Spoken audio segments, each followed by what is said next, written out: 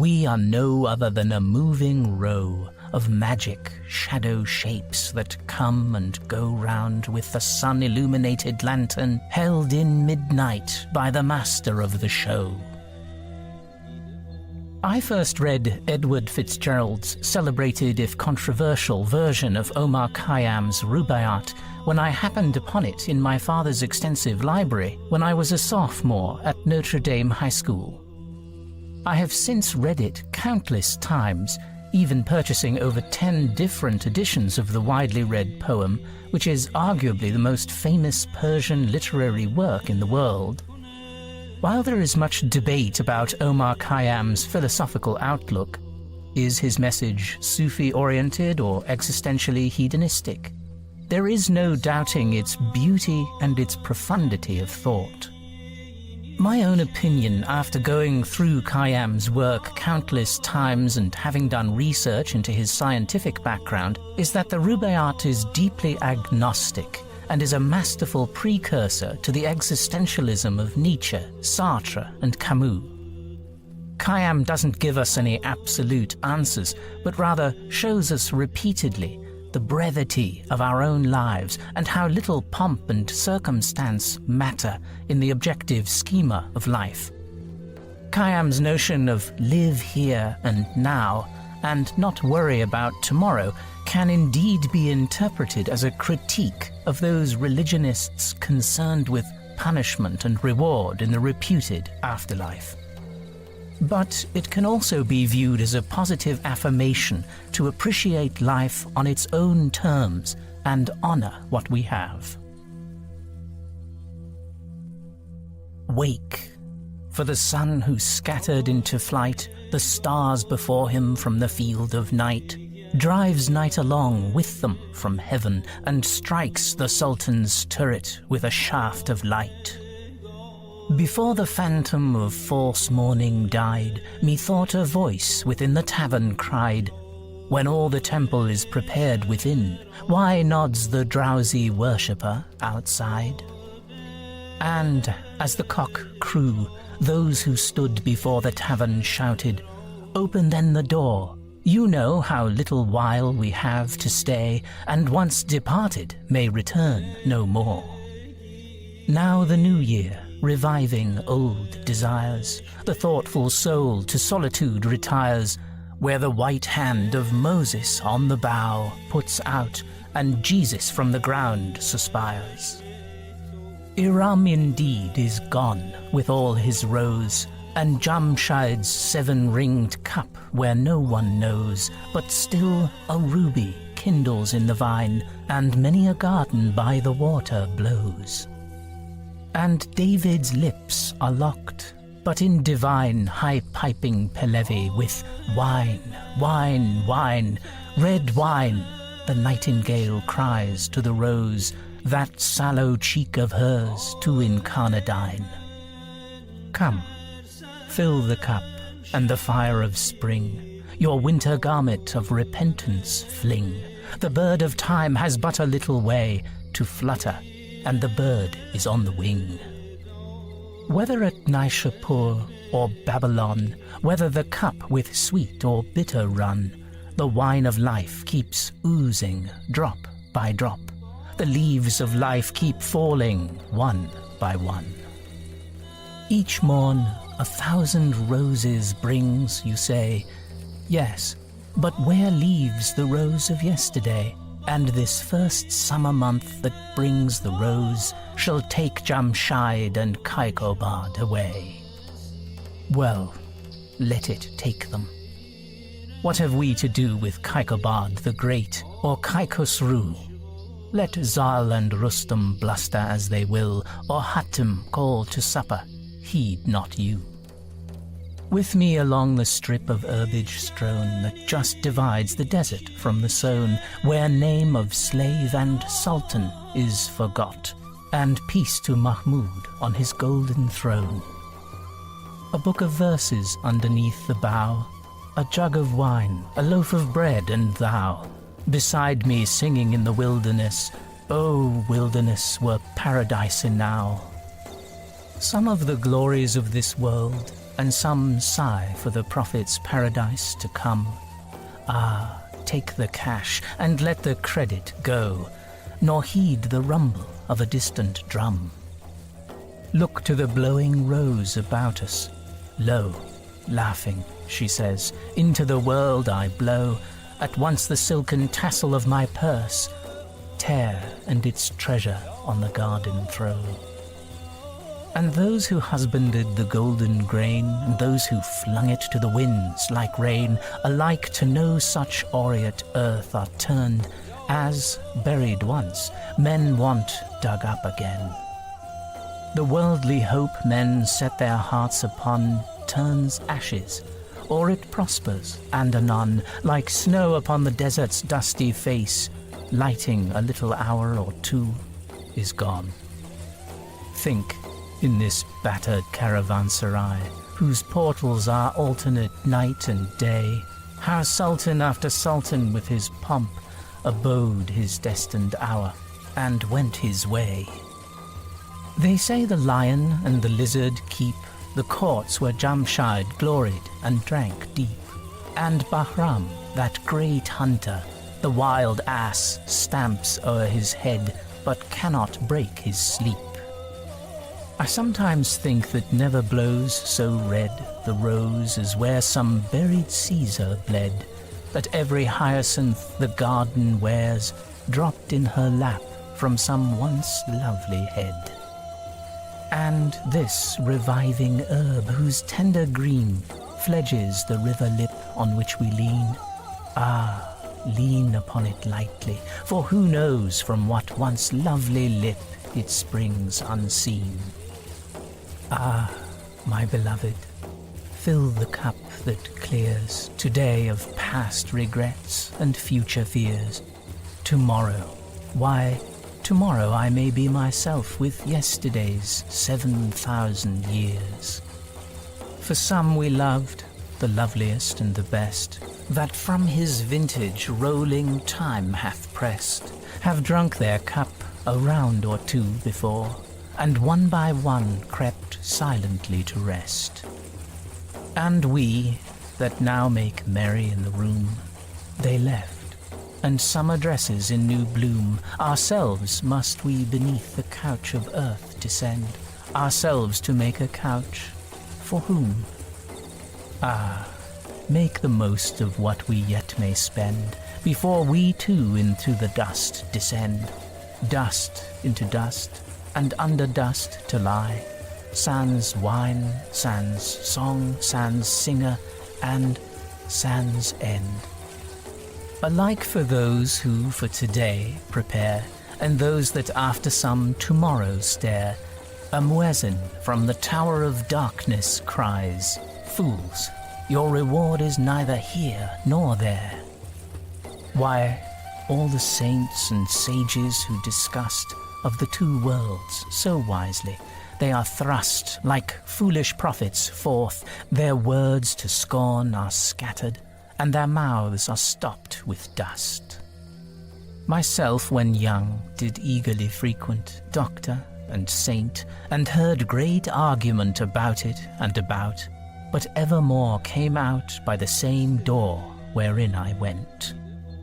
With them the seed of wisdom did I sow, and with mine own hand wrought to make it grow, and this was all the harvest that I reaped. I came like water, and like wind I go into this universe, and why not knowing, nor whence, like water, willy-nilly flowing, and out of it, as wind along the waste, I know not whither, willy-nilly blowing. What, without asking, hither hurried whence, and, without asking, whither hurried hence? Oh, many a cup of this forbidden wine must drown the memory of that insolence. Up from earth's centre, through the seventh gate, I rose, and on the throne of Saturn sate, and many a knot unravelled by the road, but not the master knot of human fate. There was the door to which I found no key. There was the veil through which I might not see. some little talk a while of me and thee. There was, and then no more, of thee and me. Earth could not answer, nor the seas that mourn, in flowing purple of their Lord forlorn, nor rolling heaven with all his signs revealed, and hidden by the sleeve of night and morn. Then of thee in me, who works behind the veil, I lifted up my hands to find a lamp amid the darkness, and I heard, as from without, the me within thee blind. Then to the lip of this poor earthen I leaned, the secret of my life to learn, and lip to lip it murmured, while you live, drink, for once dead you never shall return. I think the vessel that with fugitive articulation answered, once did live and drink, and the passive lip I kissed, how many kisses might it take and give? For I remember stopping by the way to watch a potter thumping his wet clay, and with its all obliterated tongue it murmured, gently, brother, gently pray. And has not such a story from of old down man's successive generations rolled, of such a clod of saturated earth cast by the Maker into human mould? And not a drop that from our cups we throw for earth to drink of, but may steal below to quench the fire of anguish in some eye, there hidden far beneath and long ago. As then the tulip for her morning sup of heavenly vintage from the soil looks up, do you devoutly do the like, till heaven to earth in virtue, like an empty cup? Perplexed no more with human or divine, tomorrow's tangle to the winds resign, and lose your fingers in the tresses of the cypress slender minister of wine. And if the wine you drink, the lip you press, end in what all begins and ends in, yes, think then you are today what yesterday you were. Tomorrow you shall not be less.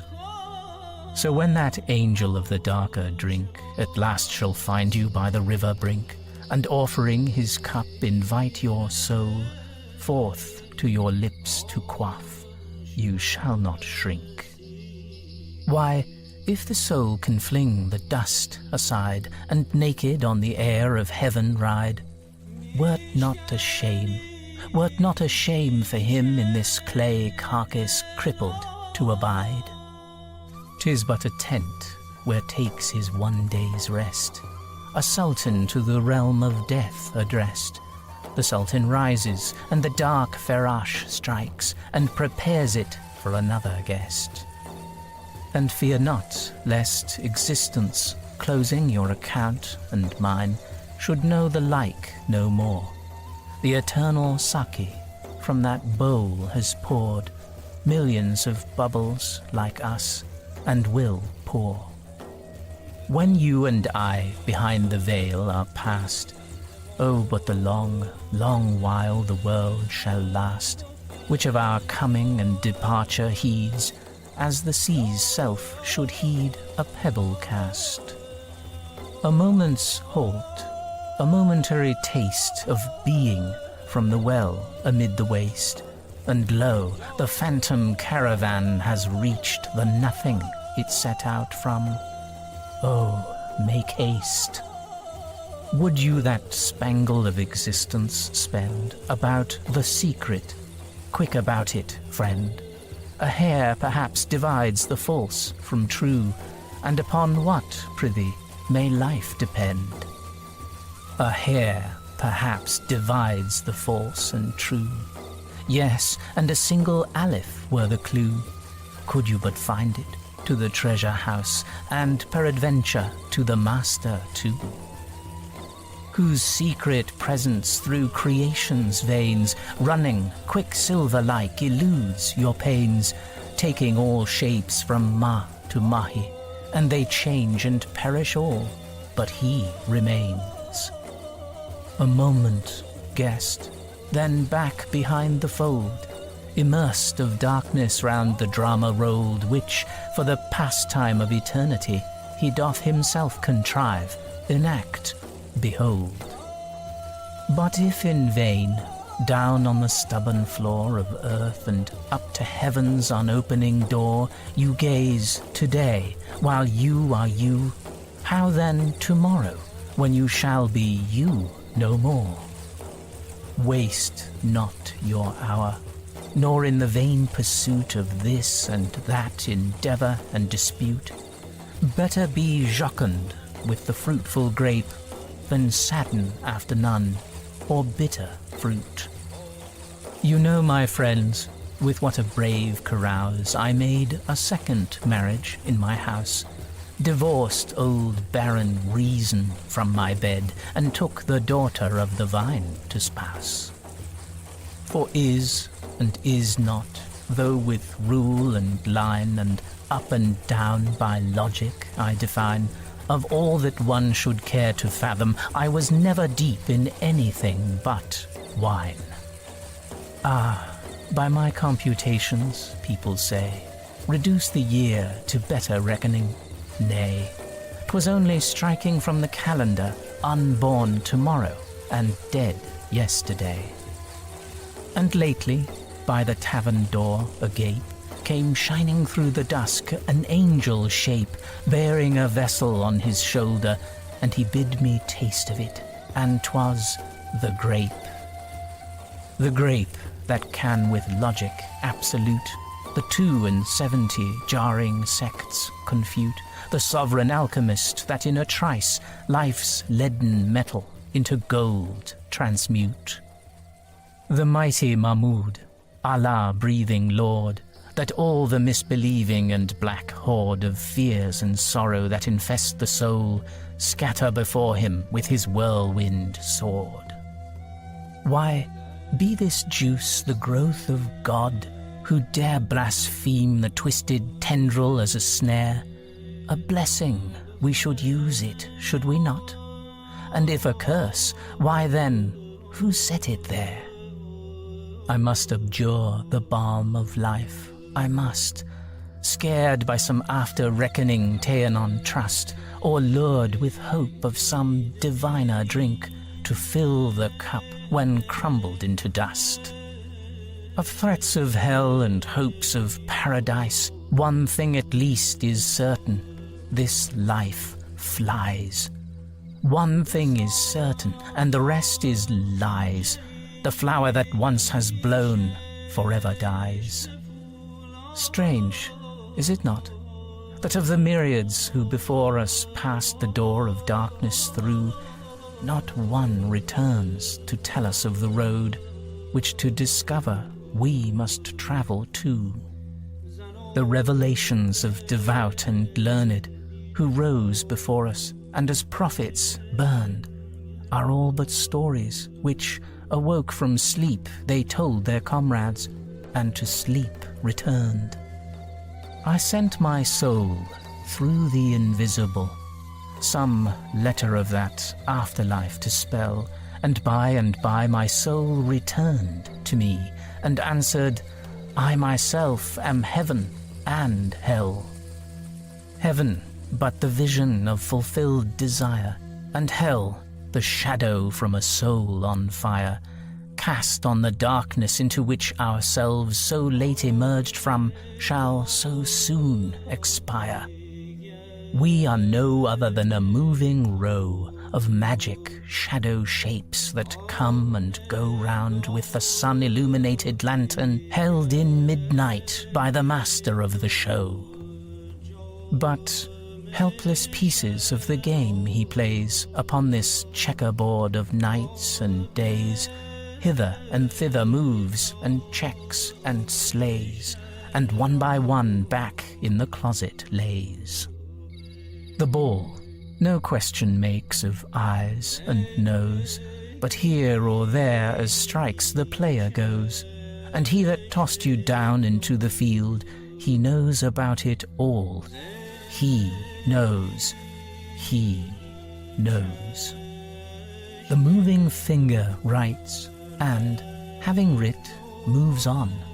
Nor all your piety nor wit shall lure it back to cancel half a line, nor all your tears wash out a word of it. And that inverted bowl they call the sky, whereunder crawling cooped we live and die, lift not your hands to it for help, for it as impotently moves as you or I. With earth's first clay they did the last man knead, and there of the last harvest sowed the seed, and the first morning of creation wrote what the last dawn of reckoning shall read. Yesterday this day's madness did prepare, tomorrow's silence, triumph, or despair. Drink, for you know not whence you came, nor why. Drink, for you know not why you go, nor where. I tell you this, when, started from the goal, over the flaming shoulders of the foal, of heaven Parwin and Mushtari they flung, in my predestined plot of dust and soul. The vine had struck a fibre, which about it clings my being. Let the dervish flout of my base metal may be filed a key that shall unlock the door he howls without. And this I know, whether the one true light kindle to love, or wrath consume me quite, one flash of it within the tavern caught, better than in the temple lost outright. What? Out of senseless nothing to provoke a conscious something, to resent the yoke of unpermitted pleasure, under pain of everlasting penalties if broke? What? From his helpless creature be repaid pure gold for what he lent him dross allayed, sue for a debt he never did contract and cannot answer? Oh, the sorry trade! O thou, who didst with pitfall and with gin beset the road I was to wander in, thou wilt not with predestined evil round enmesh, and then impute my fall to sin. O thou, who man of baser earth didst make, and even with paradise devise the snake, for all the sin wherewith the face of man is blackened, man's forgiveness give and take. As under cover of departing day slunk hunger-stricken Ramazan away, once more within the potter's house alone I stood, surrounded by the shapes of clay. Shapes of all sorts and sizes, great and small, that stood along the floor and by the wall, and some loquacious vessels were, and some listened perhaps, but never talked at all. Said one among them, surely not in vain my substance of the common earth was ta'en, and to this figure moulded to be broke, or trampled back to shapeless earth again. Then said a second, ne'er a peevish boy would break the bowl from which he drank in joy, and he that with his hand the vessel made will surely not in after wrath destroy. After a momentary silence spake some vessel of a more ungainly make. They sneer at me for leaning all awry. What, did the hand then of the potter shake? Whereat some one of the loquacious lot, I think a Sufi pipkin waxing hot, all this of pot and potter, tell me then, who is the potter, pray, and who the pot? Why, said another, some there are who tell of one who threatens he will toss to hell the luckless pots he marred in making. Pish, he's a good fellow, and 'twill all be well. Well, murmured one, Let whoso make or buy my clay with long oblivion is gone dry, but fill me with the old familiar juice, methinks I might recover by and by. So while the vessels one by one were speaking, the little moon looked in that all were seeking, and then they jogged each other. Brother, brother, now for the porter's shoulders not a creaking. Ah, with the grape my fading life provide, and wash the body whence the life has died, and lay me, shrouded in the living leaf, by some not unfrequented garden side. Ah, that even buried ashes such a snare of vintages shall fling up into the air, and not a true believer passing by, but shall be overtaken unaware.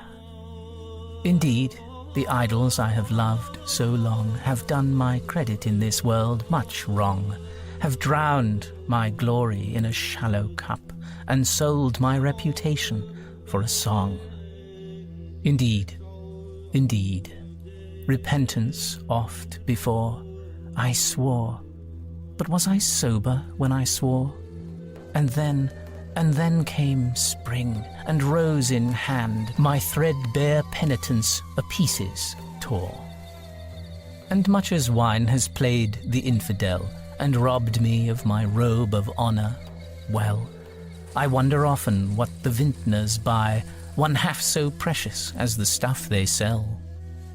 Yet, that spring should vanish with the rose, that youth's sweet-scented manuscript should close. The nightingale that in the branches sang, whence and whither flown again, who knows? Would but the desert of the fountain yield one glimpse, if dimly, yet indeed revealed, to which the fainting traveller might spring, as springs the trampled herbage of the field. Ah, love, could you and I with him conspire to grasp this sorry scheme of things entire? Would not we shatter it to bits, and then remould it nearer to the heart's desire? Yon rising moon that looks for us again, how oft hereafter will she wax and wane? How oft hereafter rising look for us through this same garden, and for one in vain? And when like her, O Saki, you shall pass among the guests, star-scattered on the grass, and in your joyous errand reach the spot where I made one turn down an empty glass.